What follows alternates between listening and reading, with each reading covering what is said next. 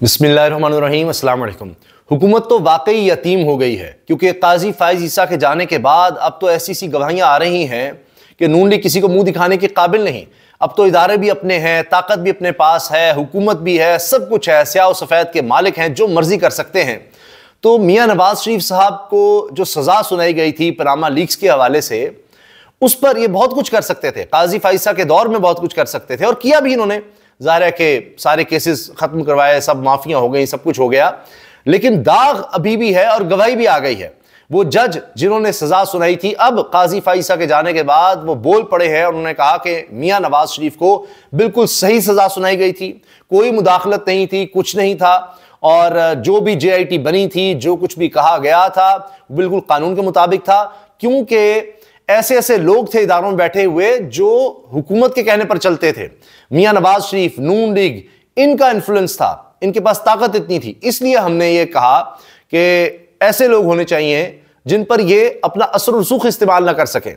जिस तरह होता है जज को भी साथ मिला लेते हैं और सबको साथ मिला लेते हैं। जिस तरह आपने देखा कि शहबाज शरीफ पर जब फर्द जुर्म आयद हो रही थी तो उस दिन जनाब वो वज़ीर आज़म बन रहे थे। तो ये इनका हमेशा से फार्मूला रहा है डील का और इदारों को साथ मिलाकर, जजों को साथ मिलाकर करने का।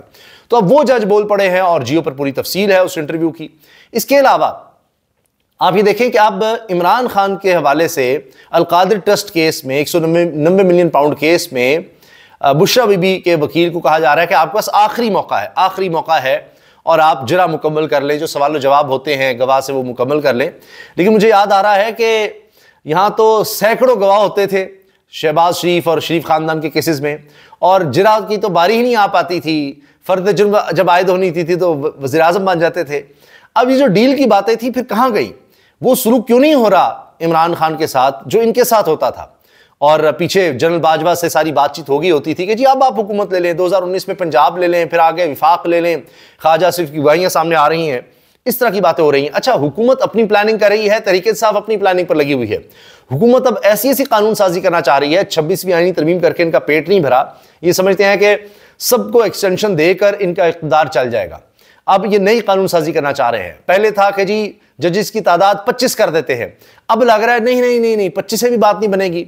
अब तो और जजेस जो हैं वो भी साथ खड़े हो रहे हैं दीगर जजेस के, मंसूर अली शाह के या मुनीब अख्तर के, चीफ जस्टिस के साथ या अफरीदी के साथ। तो अब क्या करें? अब 34 तक तादाद ले जाने की ख्वाहिश है। अंदाजा लगाइए, ऐसी कानून साजी की कोशिश हो रही है। तहरीक इंसाफ कहती है कि हम सरप्राइज देंगे, उन्होंने भी अपना इजलास बुलाया और उसमें हिकमत अमली बना रहे हैं। एक खबर यह भी आई कि जी इमरान खान की गाड़ी अदालत के दरवाजे पर रोकने वालों ने बुशरा बीबी को सेशन कोर्ट में गाड़ी अंदर ले जाने की इजाजत दे दी। अब जिस तरह बुशरा बीबी के बारे से खबर भी आई कि वो रोने लगी और कहा कि यहाँ इंसाफ नहीं मिल रहा, तो इस पर असमा बुखारी साहिबा ने भी जुमला कसा कि जी वो देखिए वो तो रोई हैं, लेकिन मरीम नवाज साहिबा की आंखें सूजी होती थी लेकिन बड़ी बहादुर थी। वो अलग बात है कि मरीम साहिबा अब इलाज पाकिस्तान में नहीं करवा पा रही, वो बाहर ही जा रही हैं। और कौन कितना बहादुर है ये सबको पता है। कौन मिन्नतें समाजते करता रहा, कौन मुल्क से जाने के लिए डीलें करवाता रहा, सबको पता है। माफ कीजिएगा।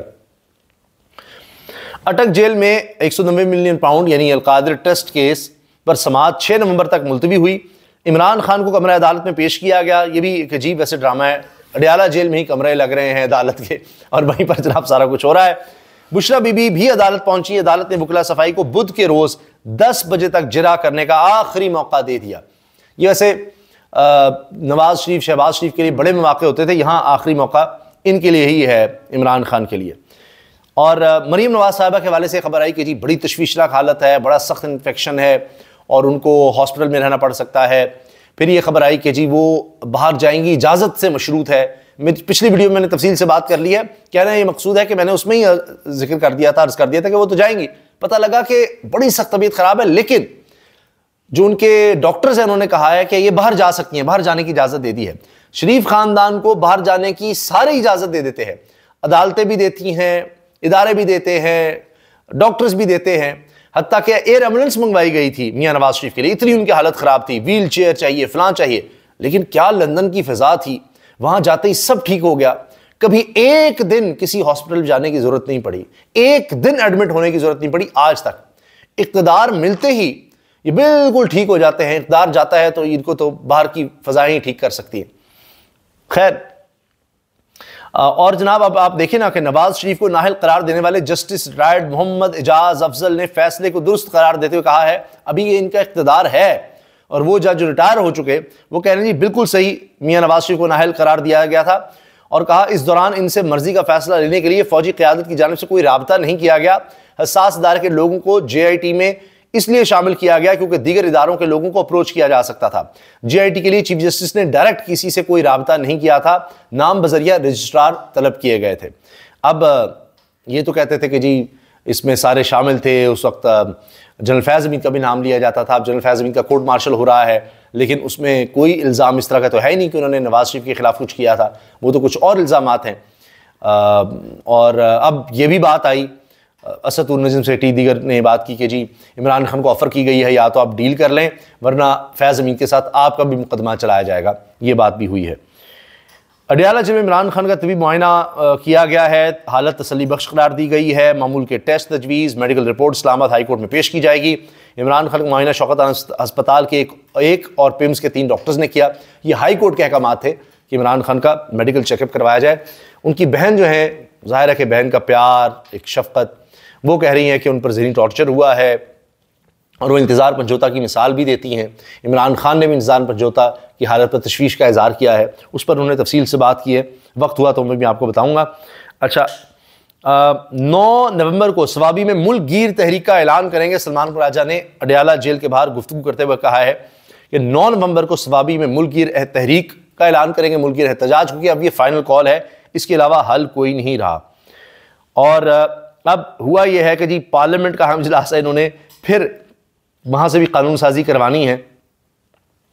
जो अलीमा साहिबा ने कहा है इमरान खान के हवाले से और तहरीक के हवाले से, वो बड़ा अहम है।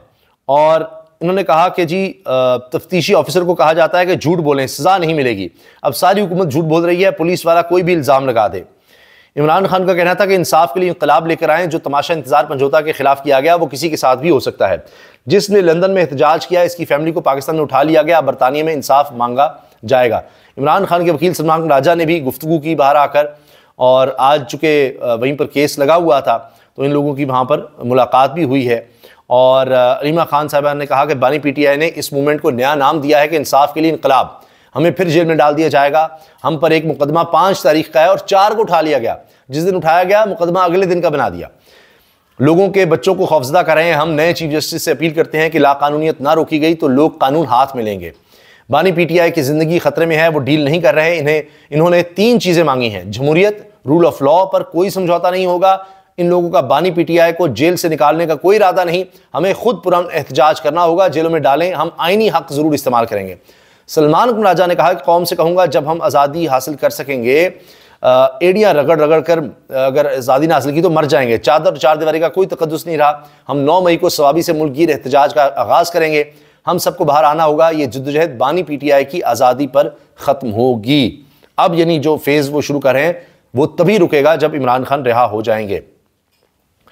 अच्छा, इसके साथ जनाब अदालत का बुशरा बीबी के वकील को जिला का हक ख़त्म करने की वार्निंग कि भाई आपको आखिरी हम ये तारीख दे रहे हैं और 6 तारीख तक आप, यानी 48 घंटे हैं, 6 तारीख सुबह 10 बजे बुध के दिन तक आप अपना केस मुकम्मल कर लें।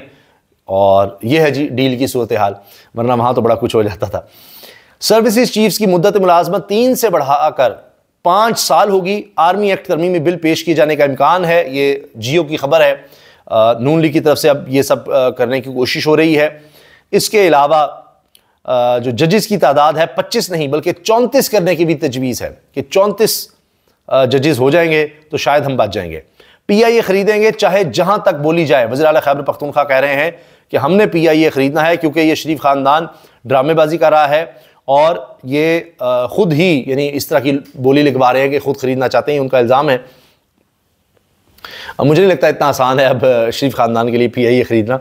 बहरहाल ये कह रहे हैं कि जी औने पौने दामों शरीफ फैमिली खुद खरीदना चाहती है, ऐसा नहीं होने देंगे और हम जो भी बोली लगेगी हम आखिरी हद तक जाएंगे और इस इदारे को औने पौने बिकने नहीं देंगे। ये उनका बयान सामने आया है। बहरहाल इमरान खान साहब एक दफ़ा फिर अपनी जमात को मुतहरिक कर रहे हैं कि किसी तरह से एहतजाज अब फैसला कुन किया जा सके। बाकी ये खबर आ रही है कि अब ये जो अलकादिर ट्रस्ट केस है ये अब मंतकी अंजाम की तरफ बढ़ रहा है। अब देखते हैं अदालत से क्या फ़ैसला आता है। जिला के लिए 48 घंटे अब बाकी हैं। और बाकी इमरान खान की जो बात थी कि जी ये करप्ट हैं, अब साबिक जजेस भी बोल रहे हैं, अब इनके इक़्तिदार के वक्त बोल रहे हैं, आप सोचिए। और अब कैदी नंबर 804 अभी भी अंदर से अहकाम दे रहा है कि भाई एहतजाज की तैयारी करो। और उस पर लग रहा है कि जिस तरह गंडापुर या सलमान राजा के बयान आ रहे हैं, इमरान खान की बहनों के बयान आ रहे हैं, तो लगता है कि वो उसकी अब तैयारी में लग गए हैं। हुकूमत अपनी तैयारी कर रही है पार्लियामेंट के अंदर ऐसी कानून साजी लाकर जैसे वो हमेशा हमेशा इक़्तिदार में रह सकें। वो समझ रहे हैं कि जी अगर काजी फ़ाइज़ नहीं, हम दीगर काम तो कर सकते हैं, किसी और को, चीफ इलेक्शन कमिश्नर को, दीगर को हम किसी तरह से साथ चलाकर और इक़्तिदार को तूल दे सकते हैं, ये उनका ख्याल है। ये माजी में हमने डिक्टेटर्स का यही हाल देखा है। वो समझते हैं अब ताहयात ही हम रहेंगे। लेकिन एक खबर, कोई एक दिन, कोई एक वाक़या सब कुछ बदल के रख देता है। और तहरीक इंसाफ पीछे नहीं हट रही, अभी भी एहतजाज की तरफ जा रही है। इजाज़त दीजिए, अल्लाह हाफ़िज़।